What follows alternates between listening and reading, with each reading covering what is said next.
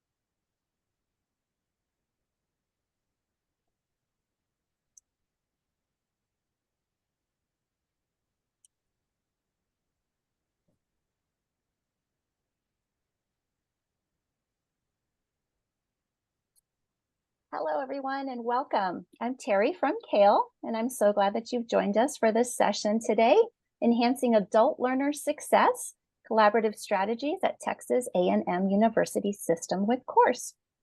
Before we get started, I'd like to share a couple of quick housekeeping tips. All attendees are muted, but if you haven't already done so, if you would like to take a moment and introduce yourself and meet fellow attendees in the chat box, please do so.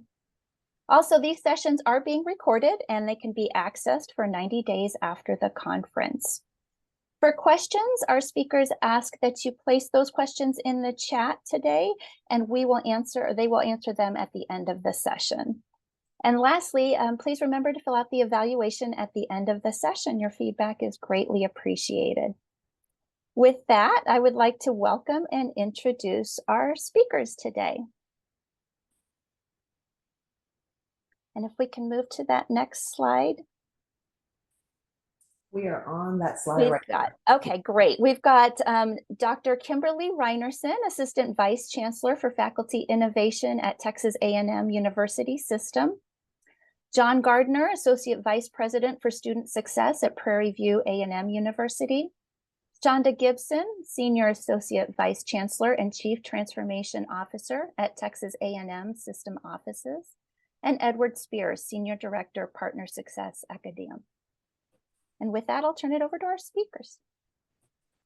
Thank you very much, Terry, and thank you to everyone who's tuned in for our virtual presentation this morning. Let me go ahead and advance our slide and just show you the primary objectives for this session. And obviously we have a large team here together. We're going to work together to provide you with some important information. First, we want to provide you with information about how course sharing can have an impact on student retention and completion. And we're going to specifically focus on the adult learner population for our CALE audience. We're also going to share the experiences of one institution within our 11 institution system, Prairie View A&M, and we're joined by John Gardner today, who's going to talk about how Prairie View A&M has diversified its course offerings to meet student needs. And we're also going to discuss the power of collective action in addressing student stopouts. So in this presentation, we're going to take on these objectives with a focus on the imperative of supporting adult learners for enrollment through completion. And as everyone on this presentation knows, adult learners face numerous challenges in completing their degree programs, and universities have to consider the supports that are going to be most effective in getting these students to the finish line. So we want to discuss next what we know about student retention and completion, as well as the needs and characteristics of adult learners.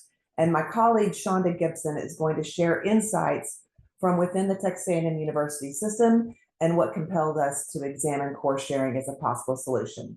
So I'll let her take it away. All right, thank you, Kim. So the Texas A&M University system, probably should explain a little bit about that.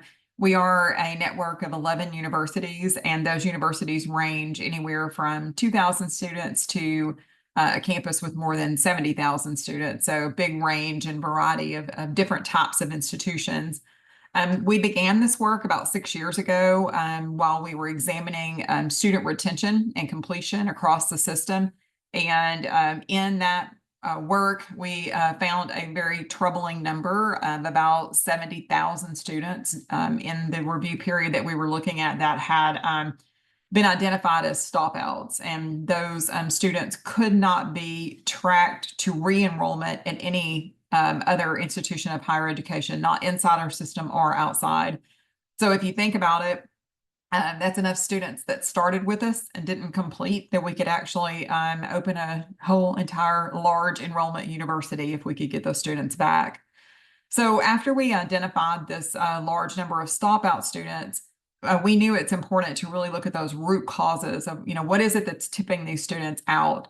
Why are they leaving before they complete their degree, especially if they're in good standing, good academic standing? And so there's a host of reasons that we could talk about for an entire hour-long presentation. But two of those we felt like we wanted to focus on today, and that is course availability and course scheduling. And so, one thing that we do know for sure is that a student they will stop out if they do not have a course that is needed in the semester that they need to take it. And we also know that these critical courses that are prerequisites for future courses in a major can also cause a student to tip out if they're not available to get that in their rotation. And then the third area would be not being able to get the course in that semester, but also in the modality that they needed in. So looking at all of that, we knew that that was a big opportunity for us to focus and pay attention to making some changes. The course schedule presents a big challenge for students. So like I said, a course could actually be offered, but maybe it's not offered in the time or the day or modality or in the right term for the student. So a lot of student needs match with organizational business operations and looking at how that could be a serious mismatch for students. So thinking about that, we were asking the question, like, how can adult learners particularly be affected by this course availability problem that we have or the scheduling? And so we partnered with Acadium to help us to start looking into this. And so, Kim, I think I'm going to pass it back to you to talk a little bit more about the adult learner population. Okay.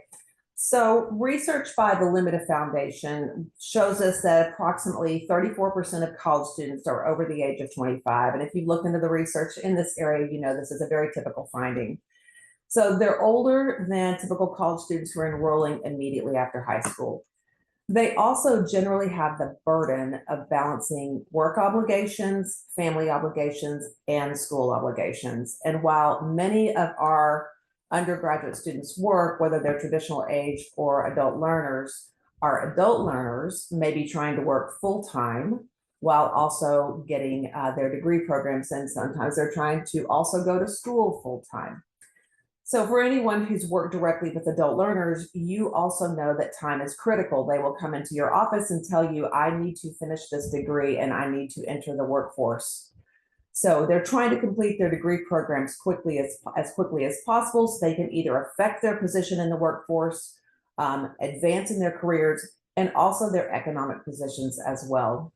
So with those characteristics in mind and using what we know about the reasons students stop out, we chose to address one specific factor as a barrier to completion. And I'm going to turn it back over to my colleague, Shonda. All right. So yeah, so we know that there's lots of barriers that get in the way and can disrupt progress. But like Kim said, this big one that we really wanted to zone in on was this course availability barrier. So our system partnered with Acadium to assist us in implementing a course sharing platform so that we could open up our catalog and provide greater availability to our students. Now, I will add that we had a very broken system that we were trying to run ourselves, and it was very complicated and it wasn't working effectively. So we stopped doing the internal attempt at sharing, and we went with a platform that was more robust and somebody who actually understood how to work all the technology. So we launched with just a very small pilot. We had about 3 universities that dabbled around with it in the spring and the summer of 2022, so not that long ago. And we've now grown that network inside of our system to 10 out of our 11 of our A&M system universities. And I wanted to just give a quick update that I'm super excited about. The platform has now enabled nearly 1,000 enrollments. I just think that's pretty incredible when you think about 1,000 enrollments in under 2 years, really. And the other interesting thing is that those enrollments are in nearly 20 academic categories, biology, political science, math, psychology, about 20 different areas, which is, I think, really interesting to look at that. And good news is the pass rate is nearly 90% for those students. So this is a really, good indication that things are going well. Another success point, though, that I want to throw in here is that this focus on student needs for courses has really illuminated the challenges that are associated with effective scheduling as well. And then that's a whole nother hour-long discussion on its own. But it led to another partnership for us with ASCU and a deep dive into Ad Astra in looking at how do we continually improve that process as well. So more to come next year on that work. So I think now we're going to actually dig off into Acadium. So I think we'll pass it to you, Edward, to take us there. Thanks, Shonda. There you go. This is just really amazing work that the A&M system is doing.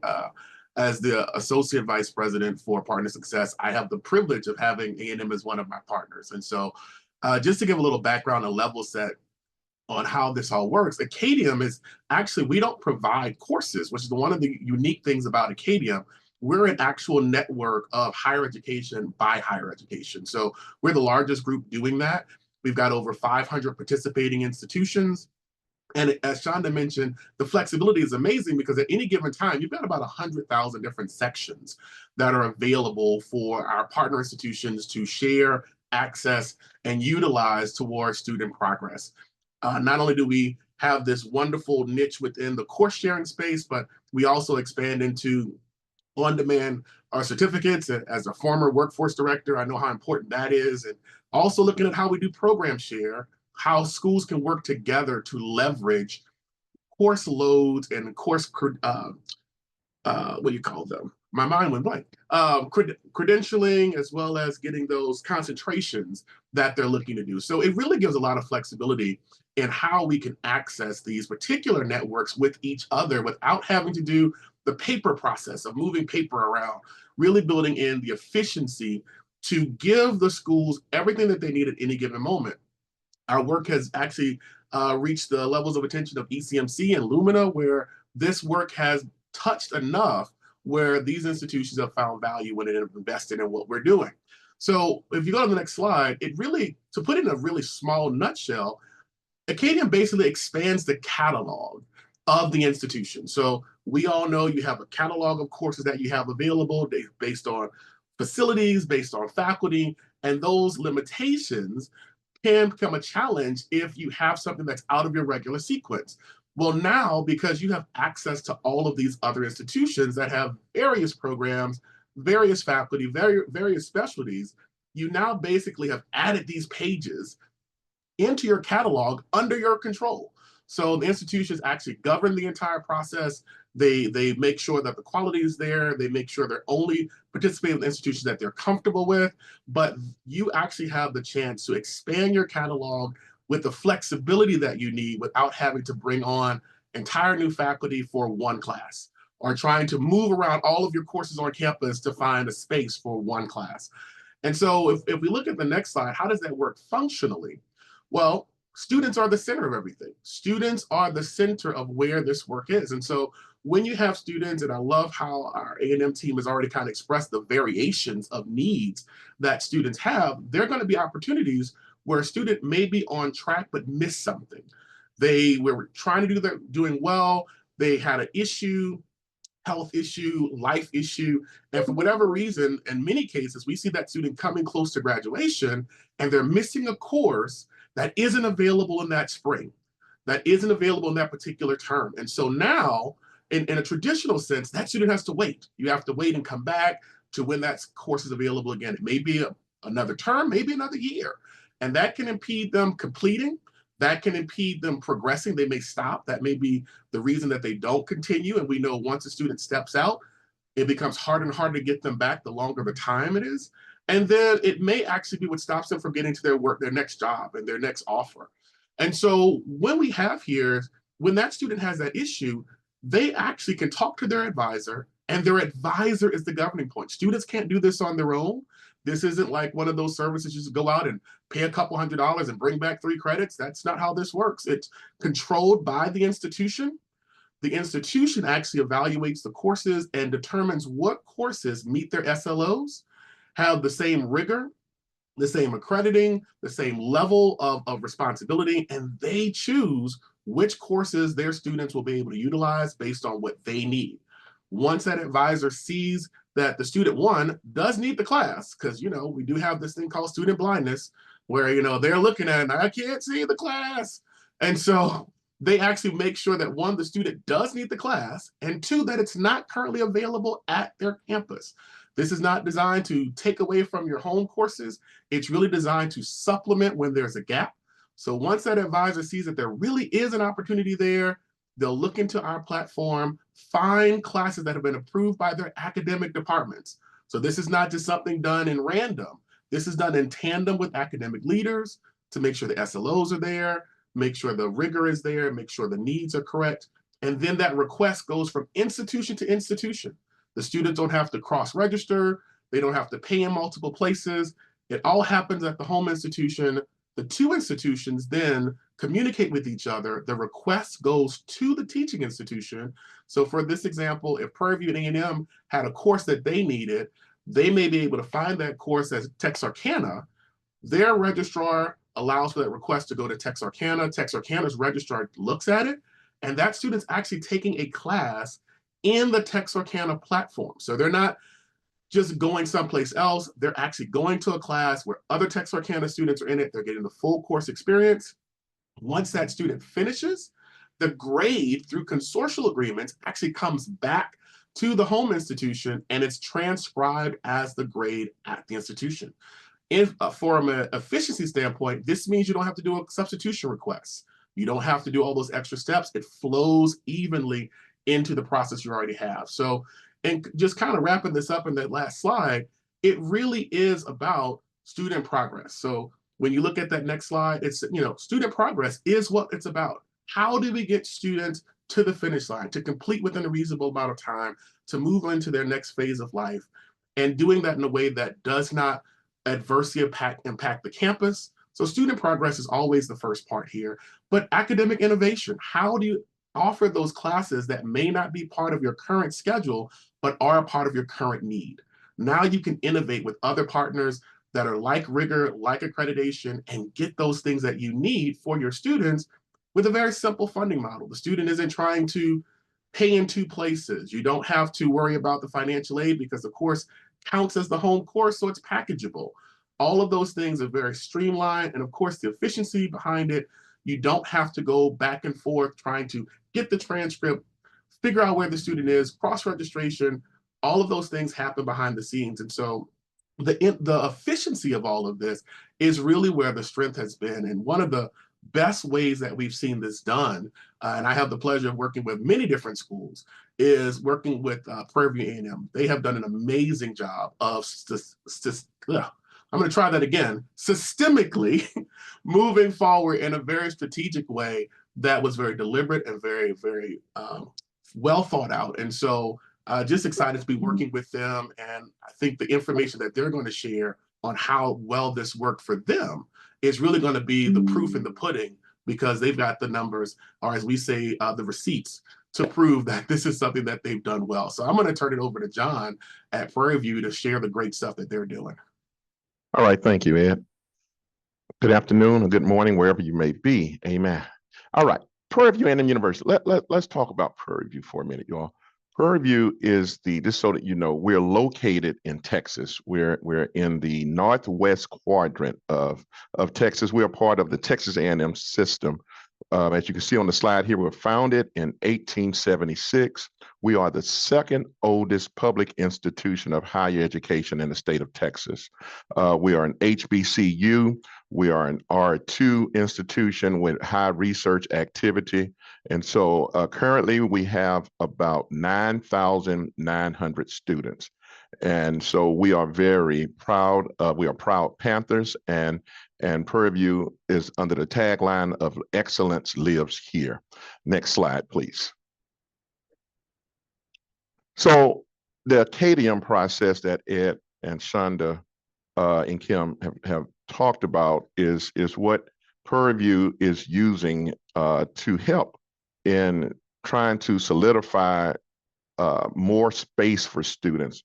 We were faced with a challenge of having bottleneck core courses where we had more students than we can offer seats for certain courses. And we tried multiple interventions to try to alleviate it, but just did not have the capacity to support the number of students or the demand of the students. And so the A&M system introduced this Acadium process opportunity to us.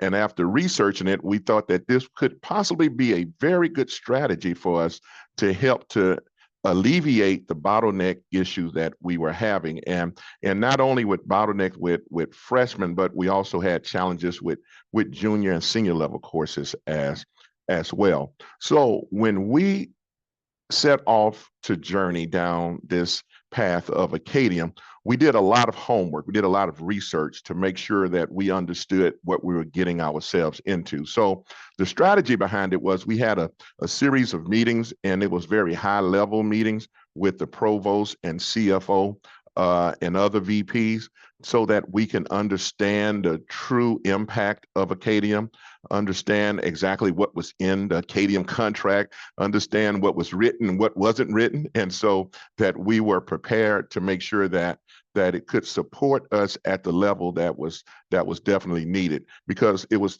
one thing that we knew we needed a solution to a major problem, because as Shonda mentioned, by not having the courses that students needed, students couldn't stay on track to graduate in time.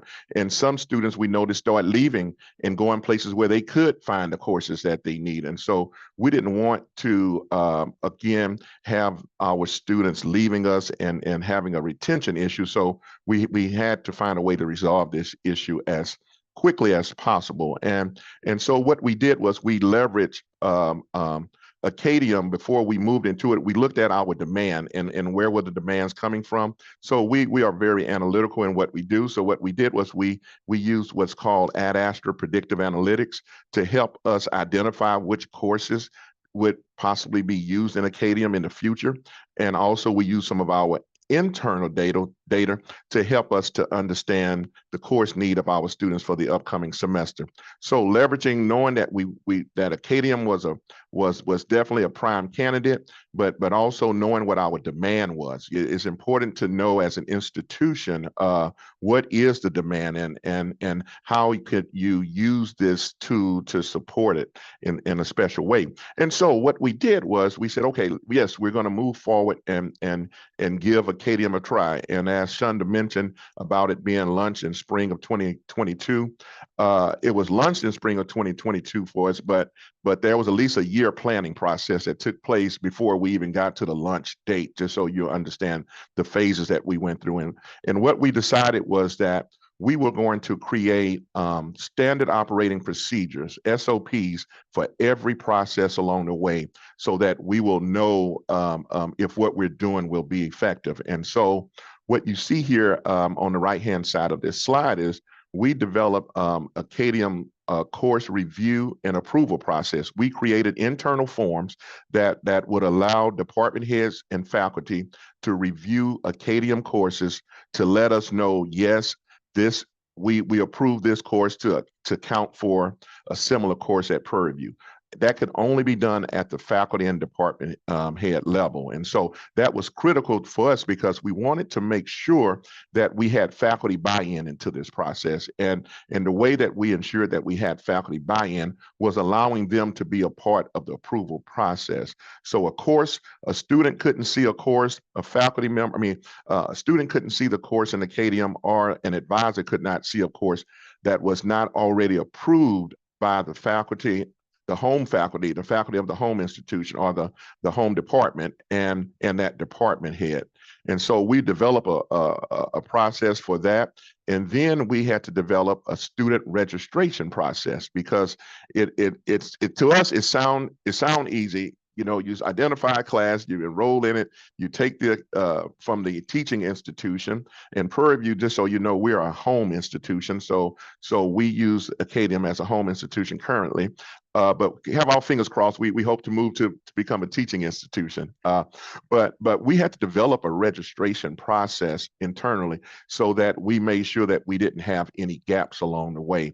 And that process was very rigorous, and it was vetted by multiple areas, by the registrar's office, by the advising team, by the financial office, by academic affairs, because we wanted to make sure that we were setting the student up for success and not just allowing students to go out and identify an Acadium course and enroll in it. And so that process is, I would definitely warn everyone to make sure you have a written process that you know that everyone is going to follow.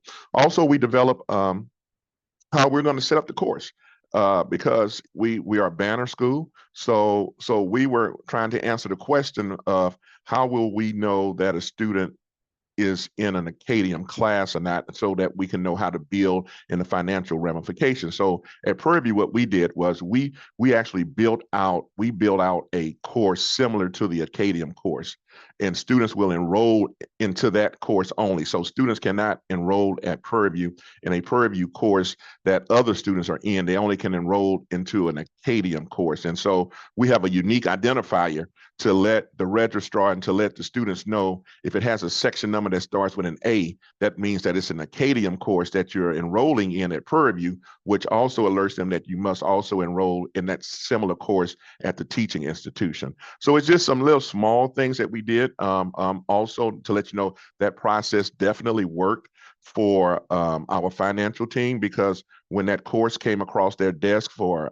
billing purposes, if they saw an A in it, they knew what type of process to use. So they had to build out new processes through this also. We also built up a course setup process so that we know how to build courses in Banner, but we had to make sure that we quickly built courses for students who wanted to take an Acadium course. That would be very critical to the support as well. The reporting piece, I would say you would definitely want to work with your institutional research area to make sure that they understand the reporting process. So that had to be built out. So we had to include institutional research in all of this work, because we had to know how we're going to report this to the state of Texas or to the Texas Higher Education Coordinating Board. So that all in itself was another process to alert all of the stakeholders of what we were doing and making sure that we were accurately reporting it. The grading process for this is quite unique. How the teaching institution can send the grade through Acadium, and it comes to us as a home institution. Initially, it was a manual process for us. Our registrar would take the grade and apply it to the course that the student enrolled in at Prairie View. But we quickly learned from that and pivoted from that after the first semester and developed a grading process, worked with Acadium. They were great partners, and we created an automated process to now where it automatically feeds in during that grading cycle and goes directly into our Banner system and applies to that student record. So therefore, it's less hands touching it, which means that the opportunity for mistakes are eliminated. So we were very intentional about our implementation, even though Ed was trying to force us to start faster. We were like, no, we want to make sure we have everything in writing and know where everything should be and how everything should progress along the way. And so that was very critical for us at Prairie View to be able to do that. And And so next slide, please. And so just before I get to the lessons learned, I just want to let you all know that back in spring of 22, Shonda was sharing some numbers. So I was quickly trying to pull up some numbers on Prairie View based on the numbers she shared. Back in spring of 22, when we first started this process, we had about 17 students to participate in it. And now, as of this fall, we're at about 118 students participating. So you can see, and we're controlling the growth of it to make sure that we have the support that's needed for our students. And some of the lessons that we've learned along the way, I think this is critical, because we did, even though with all of the planning, there's still some things that you just don't know until you know about it. And so when we look at the financial model, as you can see, one lesson learned, we learned that we need to include officers that support in submitting payments and billing. You know, we had the CFO there, then we found out, no, we need to go a little deeper to the person who's actually cutting the check to make sure that they understand the process. So it meant that we had to include our treasury services at a very granular level, so that when those invoices come in, they needed to know, okay, because one question that they would always ask is this a bill I need to pay? And so we had to be able to show evidence. And so we just included them in the workflow process so that they didn't have to ask that question, but they can be able to see in the system that was a course that in a bill that should be paid for to Acadian. So making sure you include all stakeholders, however small you may think it may be, include them in the process so that they are aware and that everything will run smoothly. We created an internal process for payment. And that's what I just mentioned to you about. Once that bill comes in, we created that internal process to be able to submit payments and by the due date. And so that was very important. The next stage is our enrollment model. We learned a lot about that, because initially we did have pushback from faculty. I think it was Shonda or Ed talked about, probably was Ed who mentioned something about the faculty. Faculty want to make sure that you're not creating a process that's going to work them out of a job, and so we did create processes for that, and we have policies for that, to where students can't take an Acadian course that is available already on campus unless they can show extreme circumstances for why they should be in an Acadian course, because we want to make sure that we are supporting our courses face to face. So that was very important, that we ensure that department heads understood the process and the expectations of it.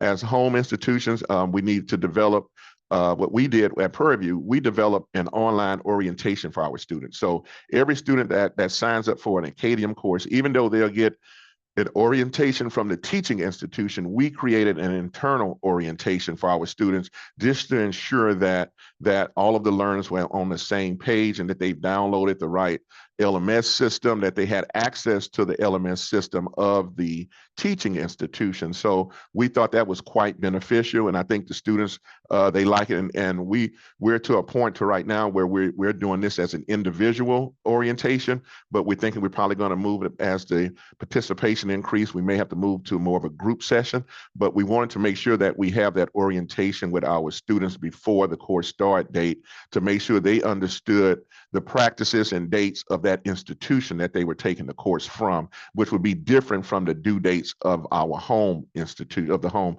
institution. And so that was very critical. Also, within this enrollment process, or the student success piece of this enrollment process, we also, as a best practice, we've learned that we have to do check-ins with our students. So we do weekly check-ins with them. So we've hired students, leaders who make phone calls to students just to check in and say, okay, how are things going with you in this course, in this Acadian course? Do you need any extra support? Because the tutoring center is available. Our home tutoring center is available to support you, even though you're taking the course at another institution. So we found that to be very useful to to the student to be able to have someone to talk to if they were having any challenges. And the nice part that I like about this is even at the teaching institutions, they will alert you if a student is not showing up to class. And so we have a process. So if we get alerted from the teaching institution that a student is not submitting assignments, that we can triage that student and get to them quickly to figure out what that problem is. So having that support network for the students is going to be critical, even though it's not required, but it's something that I think should be done as a best practice to supporting the students to having the success that they need in that course. The next lesson learned was through our student information system setup. We understood that we had to develop a process for building and identifying these Acadium courses at the onset. So that was a process in itself where we had to work with the registrar on, is being able to be able to build it quickly and identify it quickly. One thing about the Acadium process that it takes on a life of its own, just to let you know. Once students and the faculty and department head know about it and they buy into it, it will take a life of its own. And so I have to now dedicate almost a full-time staff just to monitoring this, because the demands come in quickly, and we want to make sure that we're able to supply the demand, meet the demand of the students. So as I told you, for Prairie View, when a student want a course that an Acadium course that we don't offer, they need it for graduation, that we found out after the start of the semester that, oh, you need one more class to graduate. Now we have to quickly go out to Acadium and find a late start course. And that's a nice thing about Acadium. They don't just have, or the teaching institutions don't just offer 16-week courses.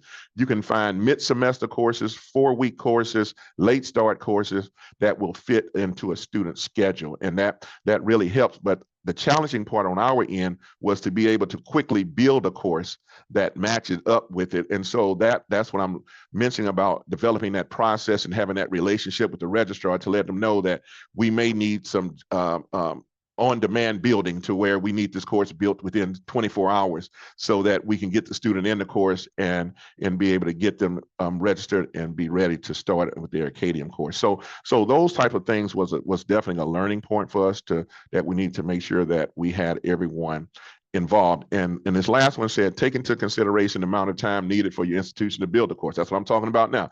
That, if it takes your institution a long time to build a course, then you may want to have an additional conversation with them to let them know that we're going to be having some on-demand requests, that you have a graduating senior, only need 3 more hours to graduate. This course is available in Acadium. Can we build a home institution course that we can co-enroll the student in so that they can get the proper credit they need in order for them to graduate? So those things were very critical to us, and very important that we took a look at to make sure that we are supporting students in a way that they need to be supported. And so, and in summary, I would say that this Acadium process has been very beneficial to us as a home institution. We are increasing the usage of it each semester, and so we see nothing but great things coming from it. We are now under Prairie View. We're under a new administration, a new president, a new provost. I brought him up to speed on it.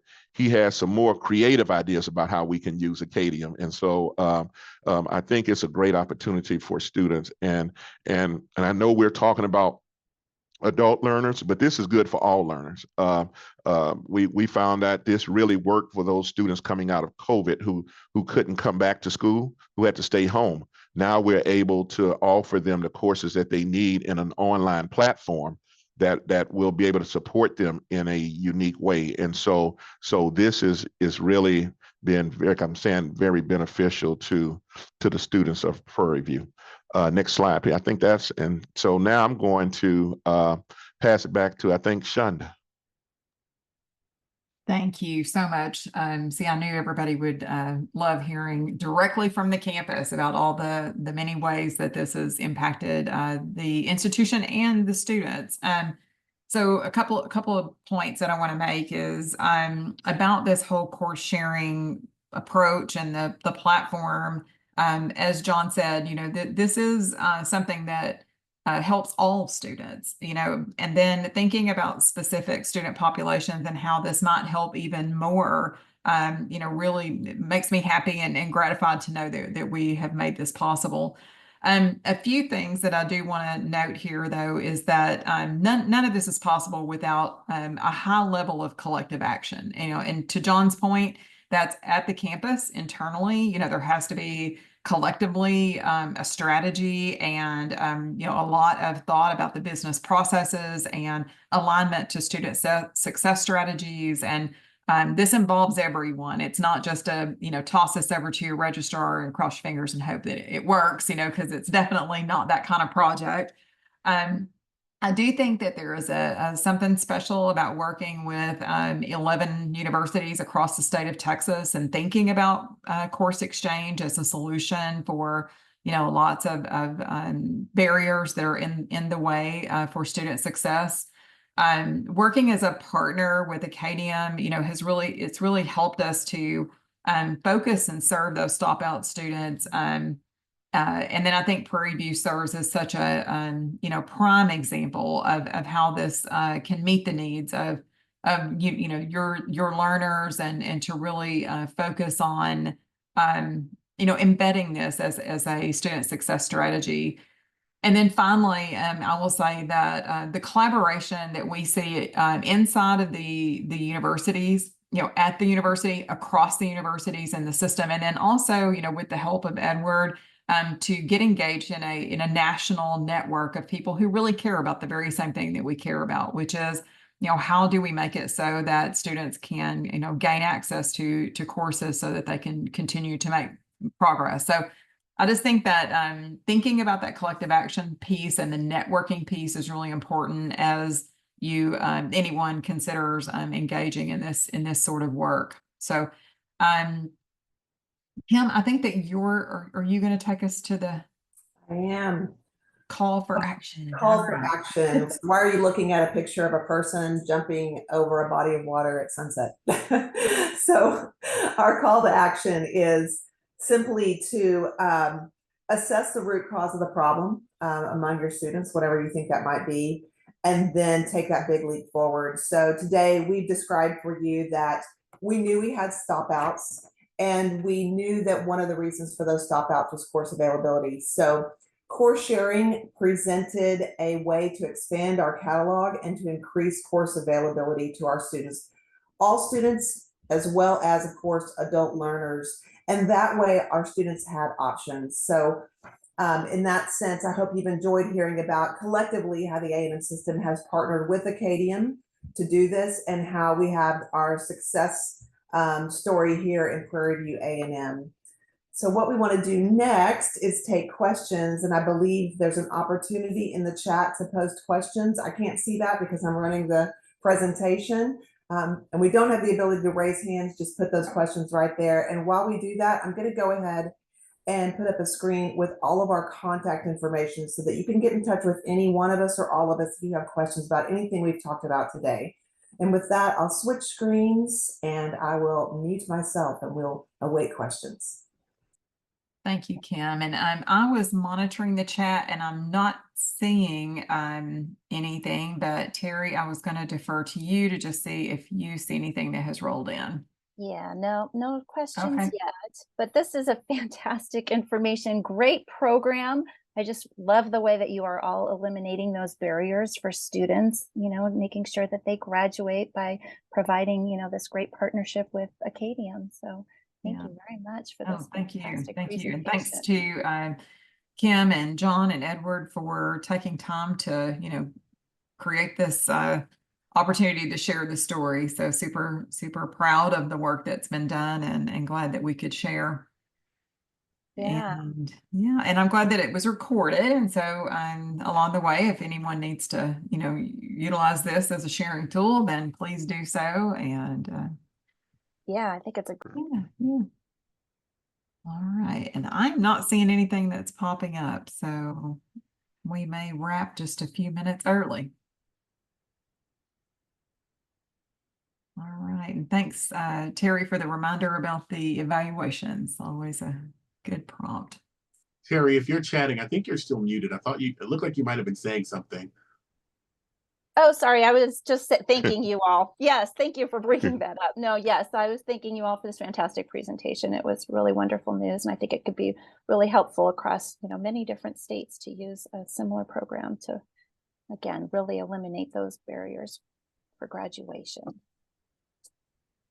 And so good that we've got faculty involved too, right? With Oh, yeah. faculty that Yes. approves all those courses, and then the accelerated programs, so that students can really, take the time necessary to get those degrees.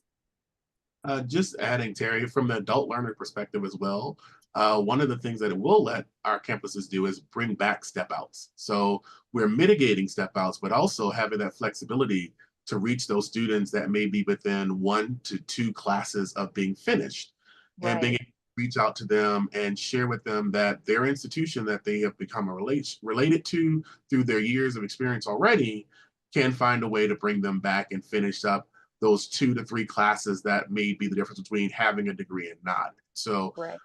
for that adult population that you're talking with, and having worked with Kale in my other life before, I know that's another part of that workforce side that this will also let our campuses do, that many campuses are utilizing to help those students that have stepped out come back and finish with their home institutions. Yeah. It's fantastic. Awesome. Okay. Okay, well, we'll go ahead and end the session there. Let me stop the live stream.